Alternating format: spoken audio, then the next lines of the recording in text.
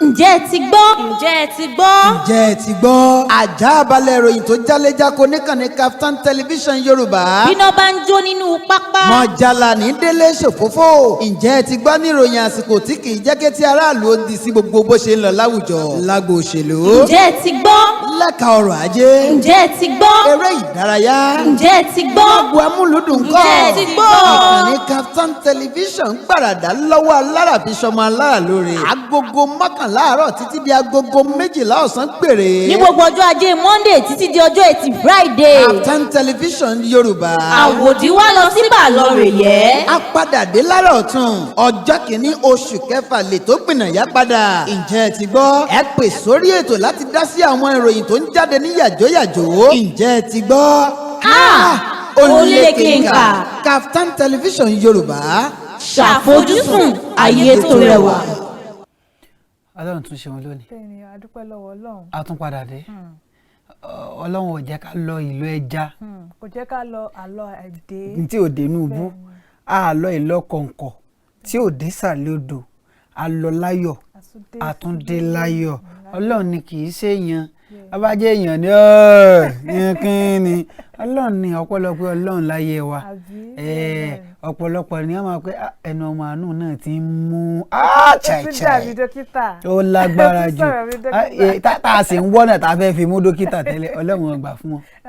Àwa náà tún rí àwa tún rè lónìí tẹ́ bá ń gbọ́ ọ̀ bí kò á tán yín bí àwọn tí ń sì ń gbọ́ wa tínú wọn ń dùn tẹ́ pé wọ́n fẹ́ máa gbọ́ ń tà ń sọ ni wọ́n fẹ́ gbọ́ àdúpẹ́ lọ́dọ̀ wọn àwọn tí wọ́n sì fẹ́ tí wọ́n fẹ́ kí wọ́n máa gbọ́ ohun tí wọ́n ń gbọ́ mọ́ tọ́ kò síbẹ̀ sí bẹ́ẹ̀ sí bó lẹ́ẹ̀ ti ṣe gan bó lè yàn mẹ́ta ó ṣe dúró méjì kò ṣeé ṣe kúrò lórí ẹ̀ Ọlọ́run ọba ni kì í ṣe èèyàn.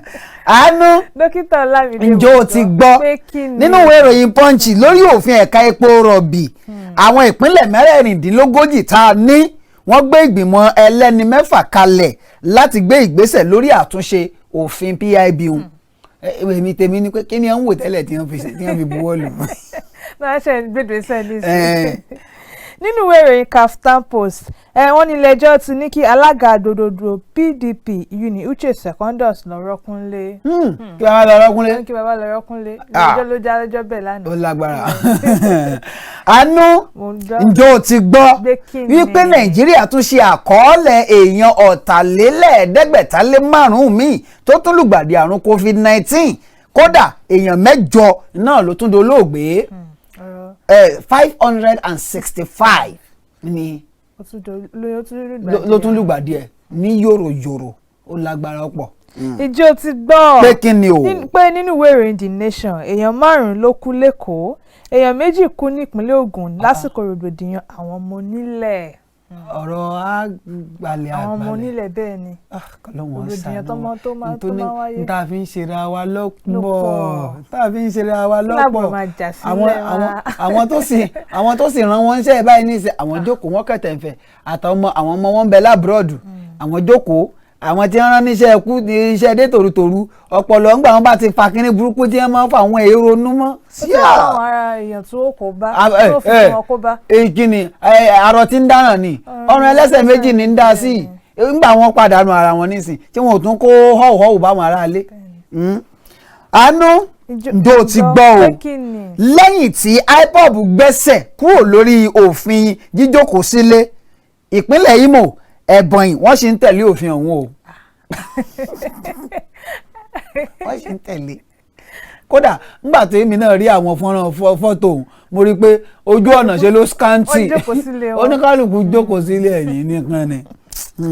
Nínú ìwé ìròyìn Daily Post lórí ọ̀rọ̀ tí Yahaya Bello sọ sí Tinubu jọ̀gbọ́n kò ní ọmọdé kò lè ṣèjọba Nàìjíríà. ayé kan tiẹ̀ fi dán wò yóò bá ní dán wò ní olóbì ọ̀kẹ́rẹ́ àṣà ti dán wò nígbà táwọn ẹjẹ́ àwọn kankan nígbà tí àwọn tí wọ́n ń bẹ níjọba báyìí nígbà tí wọ́n bẹ̀rẹ̀ ìṣèjọba ọmọ ọdún mélòó ni wọ́n ọmọ ọdún mélòó ni ààrẹ Muhammadu Buhari nígbà tí wọ́n fi ṣèjọba ológun gbà náà lọ́hùn. bẹ́ẹ̀ni gbogbo àwọn adarí wa tó ti jẹ tẹ́lẹ̀. ọmọ ọdún mélòó ni bàbá wa Ọbásanjọ́ nígbà tí wọ́n fi ṣèjọba ológun ọmọ ọdún mélòó ni Murtala Muhammed nígbà wọ́n fi ṣèjọba ológun gbogbo àwọn wọ̀nyí wọn kọjá 25 26 27 30 eléyìí tó dàgbà jù nù wọn òun ni 35. lóòótọ́ ni. nígbà náà lọ́hùn nígbà tá à ń sọ̀rọ̀ 1970 à ń sọ̀rọ̀ àbí kò yí ọ lọ́wọ́ ìbá àwa tá a jọ ọmọ 1980 gan-an àmọ́ iye ọmọ ọdún wọn báyìí ká tó sọ̀rọ̀ ẹ jẹ́ á wò dáadáa nígbà táwọn náà ń ṣe ebi wọ́n ṣe dáadáa ẹ jẹ́ káwọn ọ̀dọ́ náà ò ṣe é Yorùbá ní orò tá a bá ń ṣe tá à ń lé ọmọdé kó ń díẹ̀ afẹ́kóró ọ̀wọ́n parun ni bá ká sì má máa fẹ́ kan tanná fúnra wa kọ̀sọ́ni tí ò lè ṣe kọ̀sọ́mọdé nìkan ṣé tani ò mọ gbọ́n ká fẹ́ràn sẹ́nu ká wà tì ẹ jẹ́ kó ń bẹ̀.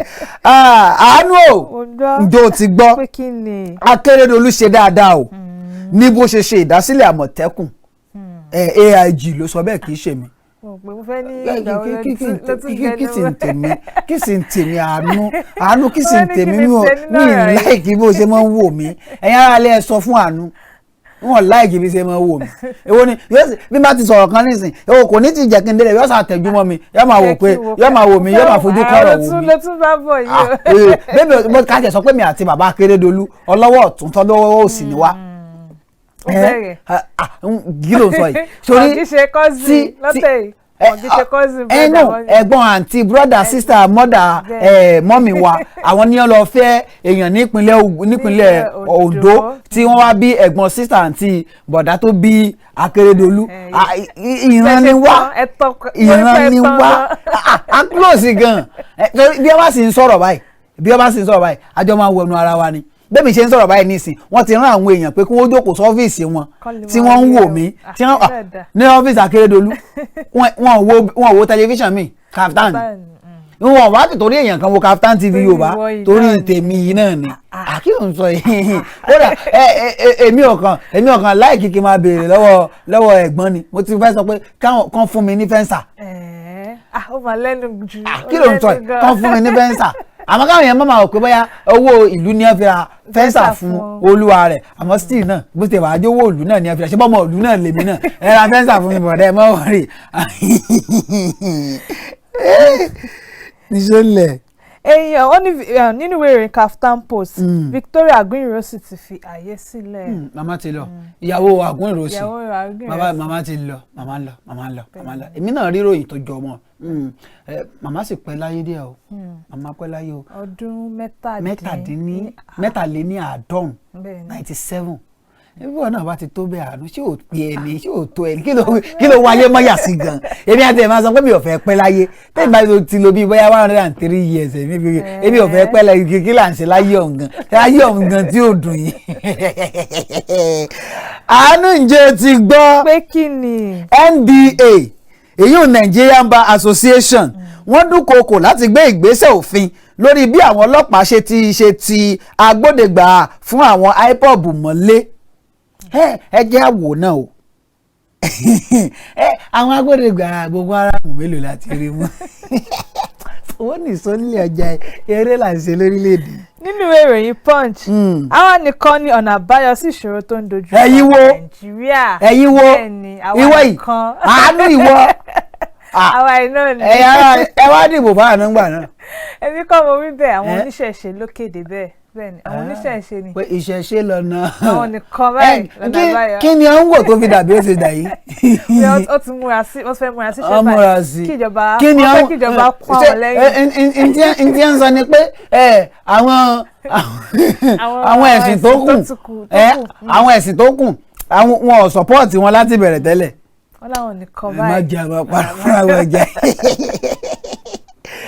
àpé wọn èso ọ̀nà àbáyọ àmọ́ kí ni ẹ ti ń wò látọ̀ èmi àti ẹ̀ máa béèrè lọ́wọ́ ara mi ní pé ṣe bí yẹn láwọn oníṣẹ̀ṣe lórílẹ̀‐èdè Nàìjíríà ẹ̀sìn tiwa tá a sì gbọ́njú bá nù nígbà tẹ àwọn Boko Haram àwọn kinní kan aláwọn tó jẹ́ pé wọ́n lọ fẹ́ lọ́bẹ̀ wọ́n là fẹ́ rè wọ́n pa gbogbo tẹ́nìkan ò sì ní mọ̀ pé òun ni tí ó pa ọ̀pọ̀lọpọ̀ nú wọn ni o tẹ́nìkan ò sì ní mọ̀ pé òun ni ààrẹ nìkan kó dìde látọdún yìí nínú wọn ṣé n ti ń sọ ni wípé kọ̀ọ̀kan wọn tá a bá sì ní kọ̀ọ̀kan wá ó lè tán ni. ọlọ́run ti sọ̀rọ̀ ìpáyé àwọn nìkan ní làbáyọ ó fẹ́ múra síṣẹ́ ń sìn. torí ká lè ṣe kí ni ó dìgbà tá a bá mọ̀ èmi ò láìkí ká mọ̀ ṣàṣeyàn. nígbà tá a bá rí action tó bá ti pẹ́. ẹ jẹ́ ara action ẹ̀yin kan ṣiṣẹ́ yín kẹwàá ṣiṣẹ́ tán kẹwàá wò bóyá àwa kan ò ní sọ pé tó ẹ legalize ìṣẹ̀ṣe as Nigeria.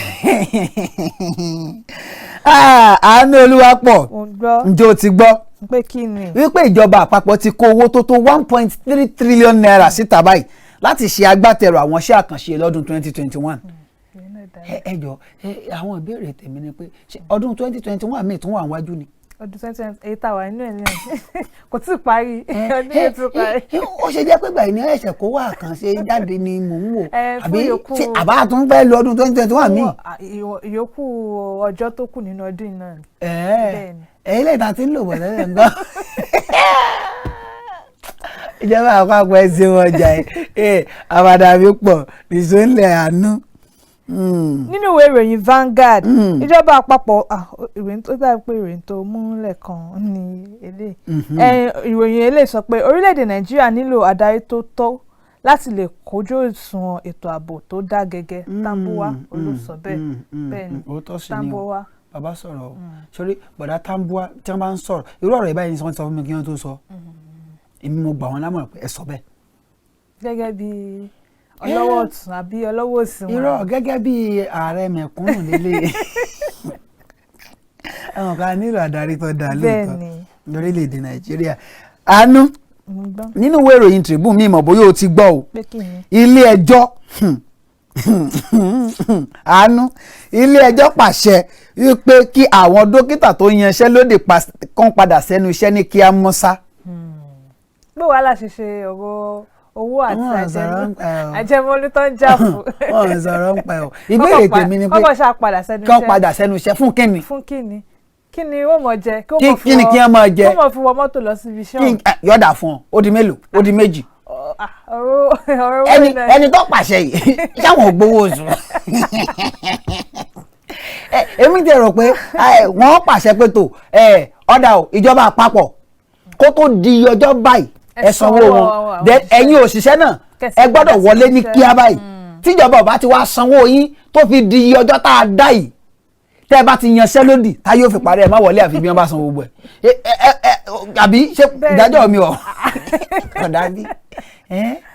ta ni kan wọlé ta ni kan wọlé kí wọ́n fi kí wọ́n tíjọba mọ̀ jẹ àpapọ̀ sì tí ì ṣe ohun tí. tó yẹ bẹ́ẹ̀ ni. òótọ́ sì ni bẹ́ẹ̀ bá gbọ́kànlé ọ̀rọ̀ ọwọ́ ìbuwọ́lù ìjọba àpapọ̀ lórílẹ̀‐èdè yìí ọ̀rọ̀ wọn bí ọ̀rọ̀ Jésù ni o ń padà bọ̀ bàbá kọ̀yà lógún ọdún o. nínú ìwé ìròyìn Tribune wàhálà ẹgbẹ́ òṣèlú APC lọ́sùn iléeṣẹ́ ọlọ́pàá fi kélé òfin gbé àwọn alátìlẹyìn Arẹ́gbẹ́ṣọlá fún ẹ̀sùn wọ́n ní èso pàǹpá. wọ́n so pàǹpá wọ́n sọ bẹ́ẹ̀ wọ́n fẹ̀sùn kàn wọ́n náà pé wọ́n tún ṣe kinní kan aláyẹ̀kẹ́ wọ́n ní wọ́n assault wọ́n bá wọn èèyàn jà wọ́n fẹ̀sùn kàn wọ́n nínú iná ilé ẹjọ́ ni iléeṣẹ́ ọlọ́pàá ni kì í ṣàwá o tó lè kàn máa wù wá pé bóyá wà ní mo ti dé pélé Ọ̀ṣun nísìn nígbà mo wà lóyún ni. Àánúolúwapọ̀ ǹjẹ́ o ti gbọ́ wípé iléeṣẹ́ ọlọ́pàá mú àwọn afurasí 3 ní Delta nínú ìwé ìròyìn The Nation nìyí ń wà. nínú ìwé ìròyìn The Nation bákan náà àwọn oníṣòwò ní Rivers ṣì ń ka òfò wọn ni o ní bí ọ̀pọ̀lọpọ̀ ṣọ́ọ̀bù ṣe gbaná jẹ ní ìpínlẹ̀ Rivers ni ìṣẹ̀lẹ̀ ọ̀hún ti wáyé. Ọlọ́run fòfò rẹ̀ mí ó lágbára. Àánú o mi mọ̀ bóyá o ti gbọ́ eléyìí pé kí ni. EFCC fi kélé òfin gbé àwọn alùjìbìtì lórí ẹ̀rọ ayélujára 17 nílùú Ìbàdàn 37 nílùú Ìbàdàn nìkan. nílùú Ìbàdàn nìkan èmi jẹ́ o kébi táwọn rí EFCC sínú ìbéèrè mi ni pé àwọn olóṣèlú mélòó ní EFCC ni wọ́n ti fi kélé òfin gbé báyìí. àti ẹ̀dùnkẹ́ kò tẹ̀ ń ṣe kan kápá ti àwàdà tí EFCC ń ṣe iṣẹ́ nínú ìwé ìròyìn The Nation ni ìyún wà níṣólẹ̀. nínú ìwé ìròyìn Daily Post a ti ṣetán láti jagun o. ìwọ a ti ṣetán báyìí láti jagun. ẹ̀yà aráàlú bóyá kẹ́ wá tò lẹ́yìn àánú. kò sí ẹni tó lè ṣẹ́gun ilẹ̀ wa. èmi náà mọ̀ bẹ́ẹ̀ èmi kọ́ mo kúkú rí ní tí wọ́n wà bẹ́ẹ̀ ìwọ jagunjagun Ààrẹ Ọ̀nà Kakanfò 2. èmi kí ni tèmi. àwọn ikọ̀ ajìjàgbara ilẹ̀ Afghanistan ló pe ikọ̀ Taliban níjà bẹ́ẹ̀ lórílẹ̀‐èdè Afghanistan. kí ni wọ́n wò tí wọ́n fi gbà á. ó bá wọn lójijì bóyá ó bá wọn lójijì. ẹ jẹ́ àwò náà ọ̀pọ̀lọpọ̀ bóyá ohun tí ń ṣẹlẹ̀ lórílẹ̀‐èdè Nàìjíríà náà ló ń ṣẹlẹ̀ ńbẹ̀ torí tí ò bá rí bẹ́ẹ̀ àwọn ajìjàgbara yìí bóyá wọ́n ti sọ wọ́n di ẹni tí wọ́n ń wá tó sì jẹ́ pé wọ́n ń jìjàgbara kó léde ó lè dáa. tọ́n fi lè jà fún orílẹ̀-èdè wọn. tọ́n fi lè jà fún orílẹ̀-èdè wọn nígbà tá ọ̀dà irú ẹni tí wọ́n sọ pé nígbà tá a ti sọ pé tó Ìgbò nísìnyí à ń wá o aṣọ di kìnnìkan bí nǹkan kan bá ṣẹlẹ̀ ní Nàìjíríà ṣé yóò dìde ẹgbẹ́ IPOB à ń wá wọn o a fẹ́ mọ ohun bí nǹkan bá ṣẹlẹ̀ ṣé wọ́n ó dìde àwọn Niger Delta militant à ń wá wọn o bí nǹkan bá ṣẹlẹ̀ ṣé wọ́n ó dìde wọn ò ní dìde ó dàbí ẹni pé bóyá irú nǹkan báyìí náà ló ṣẹlẹ̀ nígbà náà torí èmi ò mọ ohun tí ó ṣẹlẹ̀ tí ààrẹ ó fi sá kúrò lórí oyè ààrẹ sá lọ ikọ̀ Taliban wá gba ìjọba ẹ wò báyìí àwọn ajìjàgbara tá a yàn ń pọ̀ sí ńgbà náà lọ́hùn àwọn ẹni ẹ̀sẹ̀ wọn ń sọ̀rọ̀ ní ìsìn bí wọ́n bá wá gbàjọba ọ̀hún padà tèmi sì gbàgbọ́ wípé Ọlọ́run ó bá wa ràn wọ́n lọ́wọ́ torí orílẹ̀-èdè Afghanistan gbogbo orílẹ̀-èdè àgbáyé la níyàn sí Ọlọ́run ó bá wa ràn wọ́n lọ́wọ́ tí wọ́n bá wá gbàjọba yìí padà ojú wo ni a máa wá fi wò wọ́n. ọba tẹ̀ rí ìjọba gbà kọ́lọ́run fún wa lórí kó fún wọn lórí ọ̀fẹ́ kí wọ́n rí ìjọba ọ̀hún gbà padà torí nǹkan burú àánú ṣó o ti gbọ́ wípé abẹnugan lẹ́gbìmọ̀ aṣòfin ní ìpínlẹ̀ Abia ó ti bá ẹbí bàbá Àgún Ìròsì ó ti bá wọn kẹ́dùn tí màmá tó lọ àwọn náà bá wọn kẹ́dùn àánú o ǹjẹ́ o ti gbọ́ wípé dókítà Ọlámídé àti AANUOLUWAPO abá ẹbí bàbá Àgún Ìròsì tó ti dolóògbé tẹ́lẹ̀ abá wọn kẹ́dùn àti ẹbí ìyàwó wọn náà tó dolóògbé abá wọn kẹ́dùn mi mọ̀ bóyá ẹ ti gbọ́ ẹ ṣáà ti gbọ́ báyìí mo ṣáà ti sọ fún yín ẹ jẹ́ kí n kàròyìn lé ní èrèfé babadé nínú ìròyìn àmọ́ ká nínú ìwé ìròyìn wo ló wà ìwé ìròyìn Kaftan ẹ wo ìwé ìròyìn yìí àti àwọn míì la máa mú ọ bàbá padà dé ìròyìn pọ̀ nílẹ̀ bíbá a lè kà tán a kà bíi mẹ́ta àbí mẹ́rin kan ń bẹ tí a fi lè máa gbà á bí ẹni gba ìgbà ọtí lọ́wọ́ ara wa ṣe ó dáa ká ṣe báyìí ó dáa ká ṣe báyìí ó dáa ká ṣe báyìí irú orílẹ̀-èdè ti Afghanistan tá a kà nísìnyí ẹjẹ́ àfojú wò ṣé kìí ṣe pé bóyá orílẹ̀-èdè Nàìjíríà náà Ọlọ́run ní jẹ́ ó ṣẹlẹ̀ o Ọlọ́run ní jẹ́ ṣé ṣe pé àárín ní bèbè ibi tí yóò wá di pé àwọn ajìjàgbara tá a yàn ń pọ̀ sí làápadà wá sọ pé tó gbọ́kànlé Ọlọ́run má jẹ́ kí irú ẹ̀ kó ṣẹlẹ̀ lórílẹ̀-èdè wa Nàìjíríà àdúrà wa nù ẹ jẹ́ á lọ sókè lọ́hùn bá a bá padà dé a ṣe bẹ́ẹ̀ a máa tẹ̀wájú à ń lọ à ń bọ̀ àti ìdè. Yorùbá ló làṣà, Yorùbá ló níṣe. Gẹ́gẹ́ bí ọmọ Yorùbá àtàtà, àṣà àti ìṣe ọmọlúwàbí wa ló jẹ wá lógún. Torí bọ́kọ̀ ròkun bórọ̀ṣà yóò darí padà sébùté tẹnitẹni. Èkísà ń ta àtàn. Bẹ́ẹ̀ sì ni àjòkò ní dùndùndùn kò nílé ó mọ̀rẹ́lẹ́. Ọmọ tó gbàgbé ilé ó sàpò ìyàkọ́. Bẹ́ẹ̀ làwọn àgbà wí. Ìkànnì kan ń bọ̀ lórí afẹ́fẹ́ láìpẹ́ lórí decoder Startimes. Bàbá perí akọni àfidàlálẹ̀ gàràgà. Kaftan TV Yorùbá ni mò ń perí ẹ̀. Ìròyìn àsìkò láì fi gbá kan bọ̀ kan nínú. Àwòrán tó mọ́ gaara bí odò kírísítálì, àwọn ètò tó kún fún ọ̀pọ̀lọpọ̀ ọgbọ́n, ìròyìn eré ìdárayá, orin àtijọ́ àtàwọn àjá àbálẹ̀ orin ìgbàlódé, eré oníṣe àti sinimá àgbéléwò lóríṣiríṣi, ìtàn ilẹ̀ Yorùbá àtàwọn akọni wa, àwọn ohun ìṣẹ̀ǹbáyé bí a ti ń ṣe nígbà ìwáṣẹ̀, ètò ẹlẹ́sìn gẹ̀sìn àtàwọn ọ̀rọ̀ tó ń lọ láwùjọ wa. Mélòó la fẹ́ kà lẹ́yìn adépèlé lórí ìkànnì Kaftan TV Yorùbá. À ń pò ó pọ̀ lọ́wọ́lọ́wọ́ bó bá igi náà tán ọmọdé tàgbà ni ó bùn láńbẹ́. Ó ń bọ̀ dẹ̀dẹ̀dẹ̀ ẹ kú ojú lọ́nà ẹ̀. Kaftan TV Yorùbá ṣàfojúsùn ayé tó rẹwà. Kaftan Television Yorùbá kárí ayé sani wọn ń rí wa iṣẹ́ ń báyé láyàn láàyò àṣà Yorùbá kò gbọ́dọ̀ parẹ́. Kaftan Television Yorùbá ṣàfojúsùn ayé tó rẹwà ẹ gbọ́dọ̀ yí kúrò ń bẹ̀ o ẹ máa wò ó. Kaftan TV Yorùbá ṣàfojúsùn ayé tó rẹwà. adúgbòlódò lọ àánú bá ń kí àwọn aráalé. ẹ kú dédé àsìkò yìí ẹ̀yin aráalé ẹ sì káàbọ̀ sórí ètò Ǹjẹ́ Ẹ Ti Gbọ́ èdè ń dé sójú ìbòròyìn láti ìkànnì Kaftan Television Yorùbá níbi tá a ti ń ṣàfojúsùn ayé tó rẹwà. orúkọ tèmi ò tí ì yí padà AANUOLUWAPO Ògúnníyì náà lórúkọ mi. Jẹ́tò Samuel Olúbáyọ̀ Ọlámídé ọmọ Mr. Ògúnlékè ojúlówó ọmọ ẹlẹ́jà tó dolóògbé ń gbòòrò olùdèrè níjọ́sí akọ́nbẹ́pọ̀ rẹ́pírẹsẹ̀ntà MC tó gba skiyaski miss skiyaski olórin ẹ̀mí tó dáńtọ́ oníjọba of Ìjọba Kingdom 1 ààrẹ mẹ̀kúnnù káfàtà ní tilé toko number 1 ni o èmi náà mú kí n pé ẹ tún kú lé lónìí o ìbànújẹ́ ò sì ní dé bá wa lágbára Ọlọ́run bá mi Èdùmàrè orí ìkànnì Kaftan Television Yorùbá lẹ́wà ètò wo la sì ń ṣe lọ́wọ́ Ǹjẹ́ ti gbọ́ náà ni ṣé ẹ ti gbọ́ ẹ̀yà bẹ̀rẹ̀ ní kákàká torí àkókò wa ẹ̀yìn káwọn èèyàn ò lè máa pè wọlé ẹ̀yin aráalé mi mọ̀ bóyá ẹ ti gbọ́ o wípé lórí òfin ẹ̀ka epo rọ̀bì àwọn ìpínlẹ̀ 36 wọ́n gbé ìgbìmọ̀ ẹlẹ́ni 6 dìde o láti gbé ìgbésẹ̀ lórí àtúnṣe òfin ọ̀hún inú ìwé ìròyìn Punch náà ló wà o gbogbo àwọn ìpínlẹ̀ 36 tí ń bẹ ní orílẹ̀-èdè wa Nàìjíríà náà ni wọ́n ti ṣe bẹ́ẹ̀ dìde tako òfin ẹ̀ka epo rọ̀bì UP Petroleum Industry Act eléyìí tí ààrẹ orílẹ̀-èdè wa Nàìjíríà tí ó buwọ́lù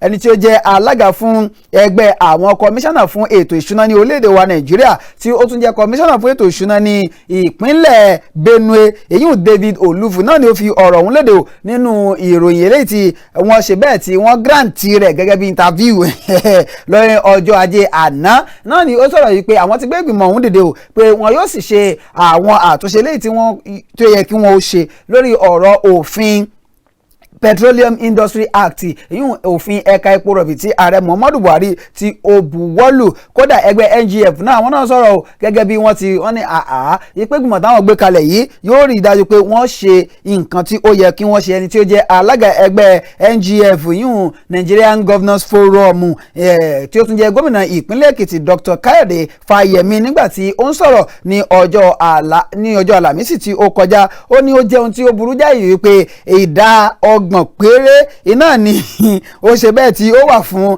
àwọn tí ìdá 3 péré náà ló wà fún àwọn ìpínlẹ̀ àti àwọn ibi tí wọ́n ti ń wa epo rọ̀bì nílẹ̀ yìí ó ní ìyún ó burú jáì àti àwọn nǹkan míì bẹ́ẹ̀ bá fẹ́ kà yókùn ẹ wọnú ìwé ìròyìn Punch tó jáde láàárọ̀ yìí lọ.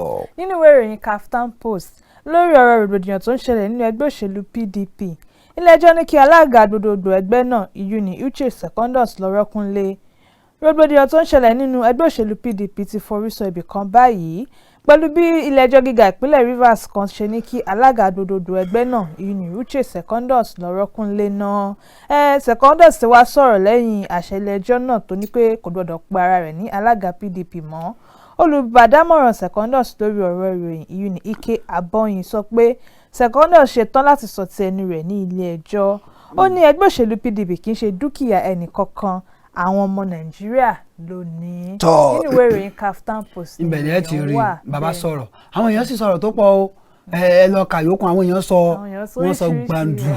wọ́n sọ gbàǹdù nínú ìwé ìròyìn Punch tó jáde láàárọ̀ yìí ẹ máa gbọ́ o orílẹ̀-èdè Nàìjíríà ti ṣe àkọọ́lẹ̀ èèyàn 505 míì tí ó tún lùgbàdì àrùn COVID-19 yínú 565 èèyàn 8 náà ni ó sì ṣe bẹ́ẹ̀ tí ó gbẹ́mìí mì nínú àwọn tí wọ́n ṣe àkọọ́lẹ̀ wọn ọ̀hún wọ́n ní láti ìpínlẹ̀ Èkó nìkan lélẹ́yìí tí ó yẹ pé bẹ̀ ni wọ́n ti rí àwọn èèyàn tí ó pọ̀ jù wọ́n ní èèyàn 205 nígbà tí ó jẹ́ pé ìpínlẹ̀ Rivers ni ó tẹ̀lé tí ó ní 73 yún 73 ìpínlẹ̀ Ondo náà ni ó ní 63 yún 63 olú ìlú ilẹ̀ wa tí a wà ní àhín náà ni ó ní 53 ìpínlẹ̀ Ọ̀yọ́ náà ni wọ́n ní 53 bákan náà yún 53 ìpínlẹ̀ Èkìtì ó ní 37 ìpínlẹ̀ Delta ní 24 ìpínlẹ̀ Edo 20 ìpínlẹ̀ Benue wọ́n ní 12 wọ́n ní àwọn ìpínlẹ̀ bíi Bayelsa Kwara Ọ̀ṣun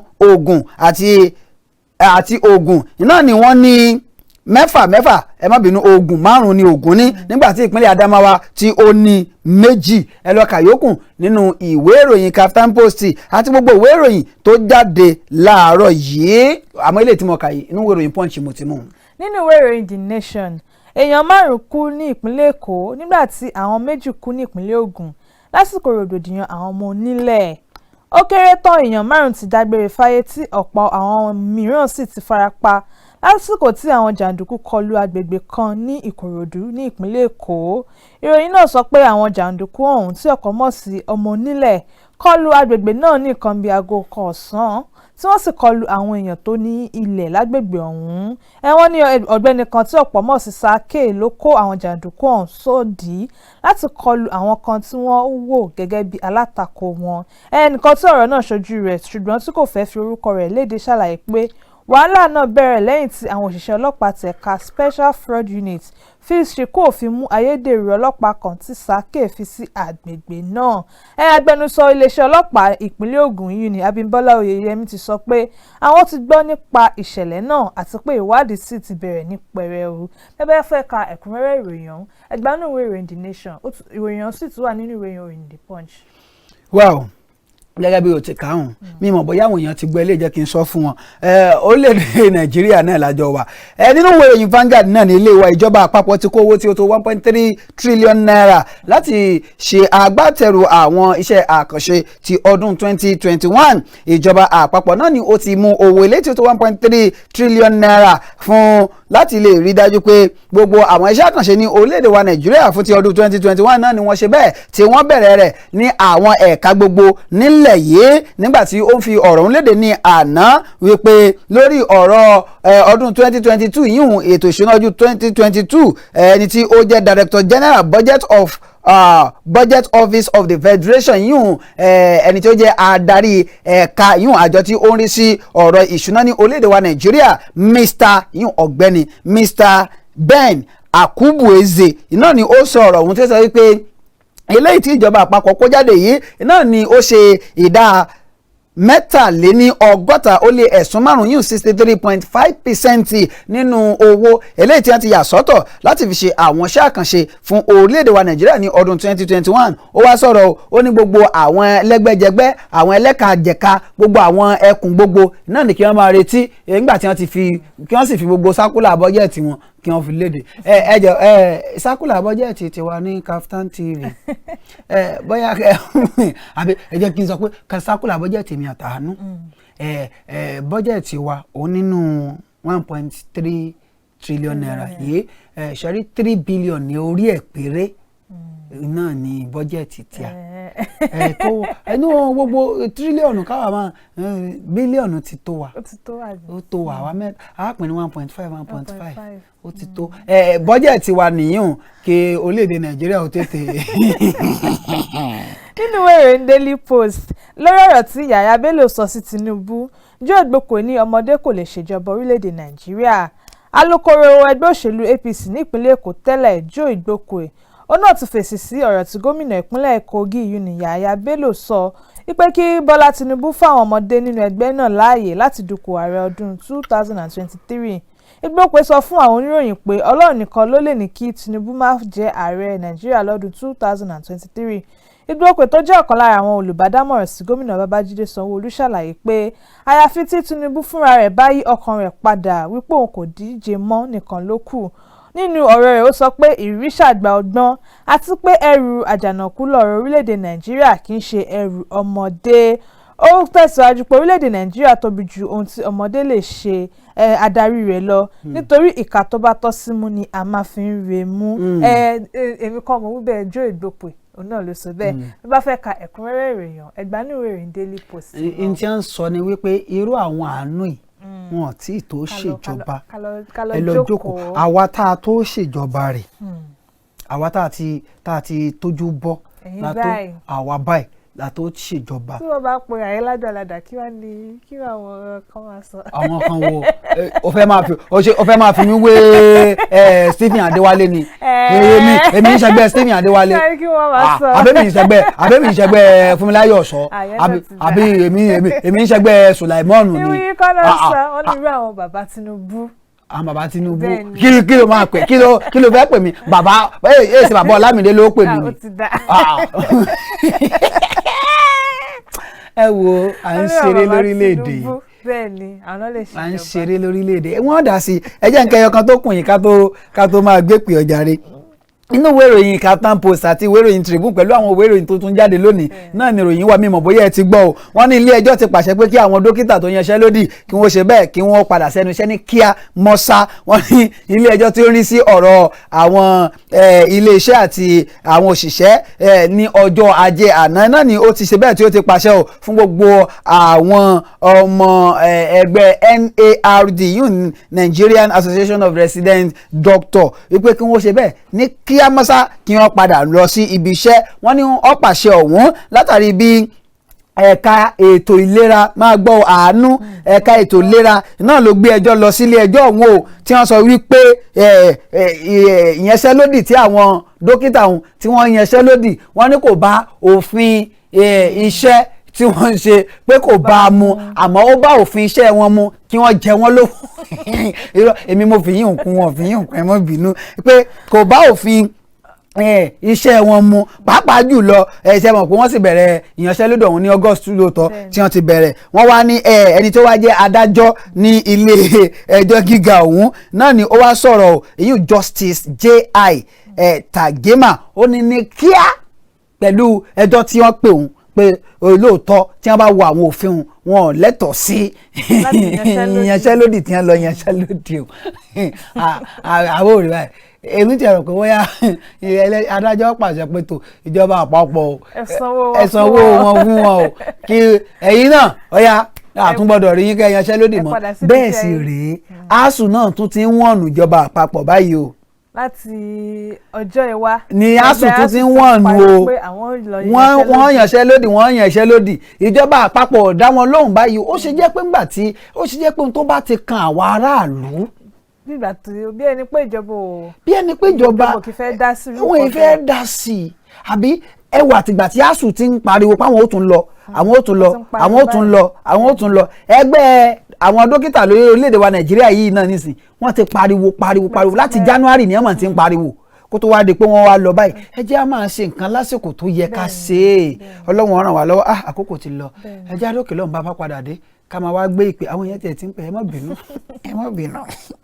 ọkàn ńlá ni à ń lọ à ń bọ̀ àti ìdè. wòlíì àgbà ló ń jẹ́ wòlíì gbọ́ mi ọ̀yà wọ́n pè mí pọ̀ mi ìgbé pè. ó bẹ̀tà ò má gbé pé torí pé ọ̀dọ̀ àwọn wòlíì ló wà èmi á jẹ́ máa tẹríba fẹ́ mi. wòlíì ẹ gbọ́ wọ́n yàn mí pọ̀ mi gbọ́ àmì òróró tó yàn mí dáadáa. ó bẹ̀tà ẹni tó fẹ́ yàn yín bóyá kó jẹ́ kẹ́ ẹ lọ máa yan àgbàdo tó yẹ pé kàn fẹ́ yíyan yẹn ẹ lọ máa yan àgbàdo àbí ẹ máa yan ẹja ẹja tó fi kú ni mi ìfẹ́ yan ẹja mọ́. ẹ yan àgbàdo nígbà yẹn. ẹ̀yin yan mi orúkọ tèmi ni Ayọ̀ Ajíwọlé wòlíì àgbà mo ń fàsìkò sọ fún yín wípé a tún máa pàdé láyọ̀ àtàlàáfíà lórúkọ Olúwa. Thank you so much for loving us. I love you too. Ṣọ́wọ́ ń yá pẹ̀lú dókítà Ọlámidé àjànàkú kọjá mo rí nǹkan fìrí bàbá rìnrìn ká sọ pa rìnrìn. sọ adúpẹ́ lọ́dọ̀ Ọlọ́run àwọn èèyàn ti ń pè ẹ dákun ẹ jẹ́ á máa ṣe pàápàá torí àkókò òun ti ṣe bẹ́ẹ̀ ó ṣe kí ni ó ti kó wa ń papá mọ́ra ẹ̀lú ẹ káàárọ̀ o. Hello, ẹ káàárọ̀ o. ẹ káàárọ̀ sá o. ẹ ti mọ o. Yes sir. àwa ni a kó tó. Ọlọ́run ní tò wá bá. Ọlọ́run ó wà pẹ̀lú wa o. àmì o. Ọlọ́run ó sì wá o. àmì o. pẹ̀lú ọ̀rọ̀ Nàìjíríà nísìnyí ọ̀rọ̀ àdúrà ló fà o. ẹ bá wa ká máa gbàdúrà ní o. ẹ bá wa sọ ọkọ yín fáwọn aráàlú. àtàwọn àlùfáà kí gbogbo wa wọ ọdún álù lọ ká gbàdúrà. orúkọ mi ní Sọlá Adéwùmí. Yes sir ẹ ṣe bàbá pásítọ̀. so ẹ dákun ẹ jẹ́ ká kún fàdúrà. Ọlọ́run ó wà pẹ̀lú wa o. àmì o àmì o. nítorí àwọn tó fẹ́ dáko lókè ọya wọn ò jẹ́ ká dáko kọ́lọ̀ ń ṣàánú wa gbogbo kòtòǹgòrà bọ́ sí bèrí bọ́ sí dúrúgú kò sí ojúmọ́ kọ̀ọ̀kan wọn kọ́ mọ́ kó èèyàn bẹ́ẹ̀ o kò sí ojúmọ́ kọ̀ọ̀kan kó èèyàn ẹ̀dẹ́kun ẹ bá wa gbàdúrà o kọ́ gbà wá kọ́ mọ̀jẹ̀ kébi pa wá. ọ̀dà ẹ dákun ẹ gbà wá kòtòǹgòrà lọ kò sí ọkọ̀ mọ́ pàṣẹ ọbẹ̀ báńkì local government wọ́n pàṣẹ ọbẹ̀ ẹ dákun. ẹ ṣeun ẹ dákun ìjọba àpapọ̀ ẹ mọ̀ pé látàná láti àwọn èèyàn ti ń sọ̀rọ̀ kòtàngórà yìí ẹ dákun àfi Ọlọ́run ọba bẹ̀ ìjọba àpapọ̀ àti ìjọba ìpínlẹ̀ Niger ẹ dákun nígbà tí wọ́n tiẹ̀ ti ń gbé kọmíṣánná nípínlẹ̀ Niger ẹ rí pé nǹkan ti kọjá ó ti kọjá bí bó ti yẹ kó rí. ìjọba àpapọ̀ abẹ̀yìn iléeṣẹ́ ológun abẹ̀yìn iléeṣẹ́ agbófinró abẹ̀yìn ẹ dákun ẹ bá wa wá solution ẹ bá wa wá ọ̀nà àbáyọ sí ọ̀rọ̀ ìpínlẹ̀ Niger yìí ó burú jáì ká gbọ́ wípé wọ́n tún ń gbọ́mọ nú aláboyún àbà kọ́lọ́wọ́n dákun kó rọ àwọn èèyàn tí ń bẹ lẹ́kàn lẹ́kùn kó rọ̀ wọ́n lọ́kàn ẹ̀tún agbọ́wọ̀n tí wàá jẹ́ wọ́n dákun mọ́ ebi rèé kọ́lọ́wọ́n ṣàánú wa ni o ẹ dákun ìjọba àpapọ̀ ẹ̀lú ẹ̀ káàárọ̀ o ẹ̀lú ẹ̀ káàárọ̀ ó rebete ẹlòmíín bẹ́ẹ̀ ẹ̀lú ẹ̀ káàárọ̀ o ẹ káàárọ̀ sà. yes sir. Dr. Olamide ẹ kú ètò. Ọlọ́run ní tó bàbá. Bàbá àti Abdulrasaq ṣètò láti Kanji. Láti Kanji ẹ ṣeun bàbá. Ọ̀rọ̀ orílẹ̀-èdè Nàìjíríà. Àdúrà ló kàn gẹ́gẹ́ bí ẹni tí ó sọ̀rọ̀ dárí ṣe sọ̀rọ̀ bẹ́ẹ̀ sọ̀rọ̀. Àrùn tí ń sọgójì ní sọdún. Ìkẹ́kọ̀ọ́ náà ló ṣẹlẹ̀ lọ́dún gbogbo orílẹ̀-èdè Nàìjíríà ń pa àwọn agbẹnipa yìí o. Gbogbo táwọn ní Kanji bí inú fún àyàfó ni kọ́lọ́ọ̀dà òkú sànú wa ni. Ní Kanji náà. Gbogbo Igbó national park kẹkẹ àwọn pípẹ́ yẹn tí wọ́n tẹ̀ bá Ọlọ́run ṣàánú wa ni. ẹ máa fi tó wa létí bá Igbó national park níbo ni Igbó national park wà ẹ jẹ́ káwọn èèyàn gbọ́. Local government Kanji náà ni. Local government Kanji náà ló wà. ilẹ̀ yẹn wá délé ilẹ̀ yẹn national park yẹn ó wọ Benin Republic Benin. ok ó wọ Benin Republic. kọlọ́n dáhùn kó ṣàánú wa ni kó ṣaláàbò wa. àmín ẹ ṣeun ẹ dákun bí a ti ń gbọ́ báwọn ìdí tí mo fi ní wọ́n ṣàlàyé ni pé ká lè mọ ibi tí àádójú àdúrà kọ ẹ dákun irú national park tí wọ́n ń sọ yìí ní Kanji ìjọba ìbílẹ̀ Kanji wọ́n ń fojú winá wàhálà lọ́wọ́lọ́wọ́ báyìí iléeṣẹ́ Kaftan TV Yorùbá kò sì sí nǹkan méjì tá a dúró fún mo ti ẹ̀ jẹ́rìí ọ̀gbẹ́ni Stephen Adéwálé ní tí wọ́n máa sọ ni pé àwọn tó bá lè ṣàwọn èèyàn láǹfààní ni ẹ gbájúmọ́ ẹ dákun abẹ̀yìn abẹ́ ìjọba àpapọ̀ abẹ́ ìjọba ìbílẹ̀ Kanji ẹ dákun ẹ bá wa wá solution ọ̀nà àbáyọ ẹ bá wa wá sí agbègbè wọn á sì gbàdúrà Ọlọ́run ọba wa tò lágbára Ọlọ́run ọba mi Èdùmàrè ẹ jẹ́ àgbẹ̀tẹ̀ lòmíì náà ẹ̀lú ẹ káàárọ̀ o. Hello. ẹ káàárọ̀ sà. Hello. à ń gbọ́ yín sà ẹ káàárọ̀ sà. Hello. ẹ ti wà lórí ètò ẹ káàárọ̀ sà. ẹ má gbọ́ ti ẹ̀rọ móhùnmáwòrán yín ẹ yí ẹ̀rọ móhùnmáwòrán yín lẹ̀ ẹ ń wò pé bóyá kábàṣẹ̀ ló lẹ́ẹ̀tọ́ dáhùn lórí ẹ̀rọ móhùnmáwòrán yín ẹ máa yí ilẹ̀ bẹ́ẹ̀ bá ti pè ẹ̀lú ẹ káàárọ̀ o. ẹ̀lú ẹ káàárọ̀ o. ẹ káàárọ̀ o. ẹ̀lú ẹ káàárọ̀ sí àwọn ètò. ẹ káàárọ̀ o. ẹ yí ẹ̀rọ móhùnmáwòrán yín lẹ̀ pátápátá náà. orúkọ mi ni Bùkọ́lá Ògúndípẹ̀. ẹ̀lú ẹ káàárọ̀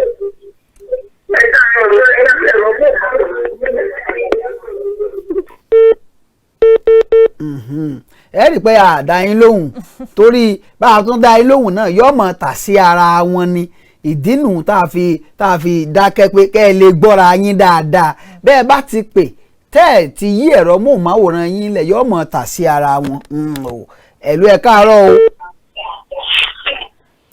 ẹ̀lú ẹ káàárọ̀ o. ẹ káàárọ̀. hello. ẹ káàárọ̀ ta là ń bá sọ̀rọ̀ láti bò. ọ̀rọ̀ ìkànnì láti Benin Republic. láti Benin Republic ọlọ́run ṣeun níbo ní Benin Republic. ẹ̀kọ́ lọ́sẹ̀ kú iṣẹ́ náà. yes sir níbo ìlú bo ní Benin Republic. lẹ́pọ̀ ọ̀sẹ̀ lẹ́gbọ̀n. tọ́ à ń gbọ́ yín o.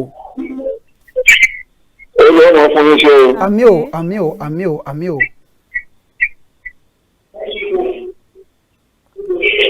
ẹ tẹ̀wájú. ẹ̀kọ́ lẹ́kú iṣẹ́ náà. yes sir. ọ̀rọ̀ Nàìjíríà fi àti àdàgbẹ́ yẹn. yes sir. bẹ́ẹ̀ náà máa tún àwọn ìjọba ẹgbẹ́ káwọn ìgbàgbé àfihàn náà ní. lórí tó ń ṣẹlẹ̀ náà èmi rò pé àwọn náà nìkan tó ń ṣẹlẹ̀. bẹ́ẹ̀ tó bá tọ fámìlì wọn tàn wọ́n ní lórí ìdíje. kí agbẹnusẹ̀ kọ́kọ́ ọgbọ́n ẹlẹ́kọ̀ọ́ báyìí. àwọn tó ìdílé agbẹnusẹ̀ fẹ́ràn àwọn fẹ́ jà ọlọ́run fún wọn ṣe ọlọ́run ṣe lẹ́yìn. bàbá ń dábò ètò yín ẹ ṣeun bàbá. ọ̀sán yóò lè dàjọ́ o. àmì o ẹ ṣeun. Yes sir. Láti orílẹ̀-èdè Benin ni ẹ ti pè wọn ibi tá a fi mọ̀ pé ọ̀rọ̀ kò sínú ẹ rí i pé èdè Benin kan ti ń yọ ẹbí ṣé ìwọ mọ̀ pé ó tọ́ tẹ́ẹ̀tẹ́ẹ̀ náà ó tọ́ tẹ́ẹ̀tẹ́ẹ̀ náà pé ó ti hàn nínú èdè wọn ibi tá a fi mọ̀ ni pé iléeṣẹ́ Kaftan television Yorùbá pàápàá jùlọ ètò tẹ́ ń wò lọ́wọ́ yìí pẹ̀lú àwọn ètò tí ń jáde níkànnì yìí ètò Ṣọ́wọ́nyá ni o obìnrin ni mí ni o lórí pápá ni o àti àwọn ètò míì tí ń jáde níkànnì Kaftan television Yorùbá àwọn èèyàn ò fi ṣeré o gbogbo àwọn ọmọ Yorùbá káfàtà ní gbogbo àgbáyé ni ẹ máa ń wò torí pé iléeṣẹ́ àkọ́kọ́ rẹ̀ tí ó ṣerú kínní ìbáyìí tí ó sì dùn báyìí bẹ́ẹ̀ ni ẹ jẹ́ àgbẹ̀ tẹlòmíì ẹ̀lú ẹ̀ káàárọ̀ o. Hello. Ẹ̀lú ẹ káàárọ̀ sá o. Hello. Ẹ̀lú à ń gbọ́ yín sá. Hello, ẹ káàárọ̀. Yes ẹ káàárọ̀ sá. Hello. Ẹ yí ẹ̀rọ móhùnmáwòrán yín lẹ̀.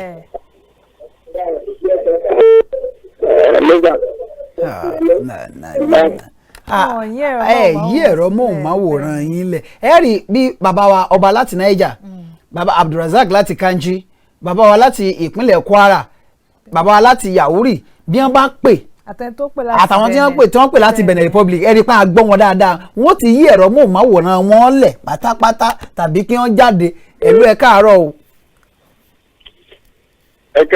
ẹ káàárọ̀ sà. ẹ káàárọ̀. Yes sir. kóòtù. Yes sir. ẹ kóòtù. Ọlọ́run ní tọ́ bàbá. láti Benin Republic ìlú ẹ̀dùn tèmi. Kí ló kọ yín láti Benin Republic o. Bẹ́ẹ̀ni láti Benin Republic ó sọ fún Tájù. Tajudeen ibo lẹ ti ń pè láti Benin. láti Tájù dín. Ìlú bo ni ní Benin Republic. ní ìlú Ndali. Ndalin mo tún gbọ́ kanu ẹ tẹ̀ wájú bàbá. ní ìlú Ndali ní Paraku kò jẹ́ ní Paraku. Tọ̀ ẹ tẹ̀ wájú.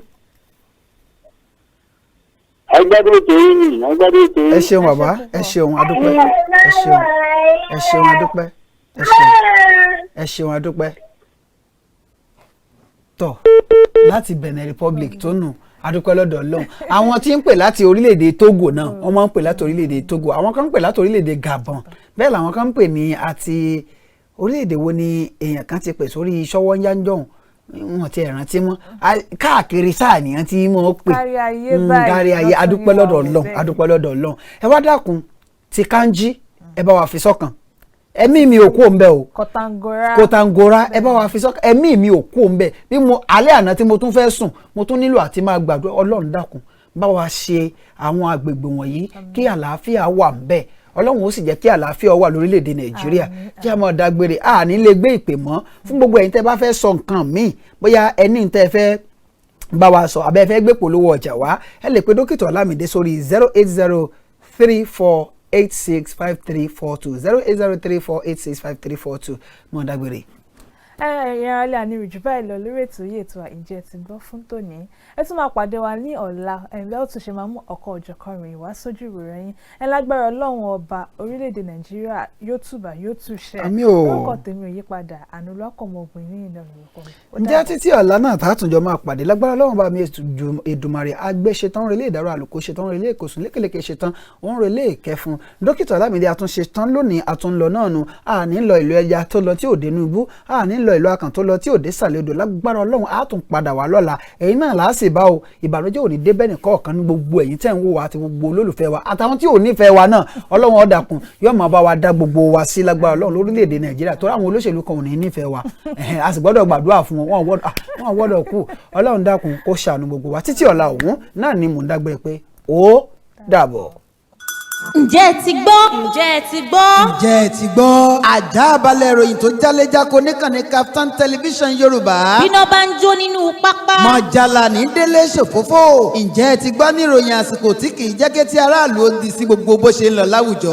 Lágbo òṣèlú. Ǹjẹ́ ẹ ti gbọ́? Lẹ́ka ọrọ̀ ajé. Ǹjẹ́ ẹ ti gbọ́? Eré ìdárayá. Ǹjẹ́ ẹ ti gbọ́? Gbogbo amúlùdùn kọ́. Ǹjẹ́ ẹ ti gbọ́? Ìkànnì Kaftan television gbàràdà lọ́wọ́ alára fi ṣọmọ alára lóore. Agogo mọ́kànlá mọ́kànlá àárọ̀ títí di agogo 12 ọ̀sán péré. ní gbogbo ọjọ́ ajé Monday títí di ọjọ́ Ẹtì Friday. Kaftan Television Yorùbá. àwòdì wá lọ sí bàlọ́rẹ̀ yẹ. a padà dé lára ọ̀tún ọjọ́ kìíní oṣù kẹfà lè tó gbìnàyà padà. ǹjẹ́ ẹ ti gbọ́? ẹ pè sórí ètò láti dá sí àwọn ìròyìn tó ń jáde ní yàjọ́.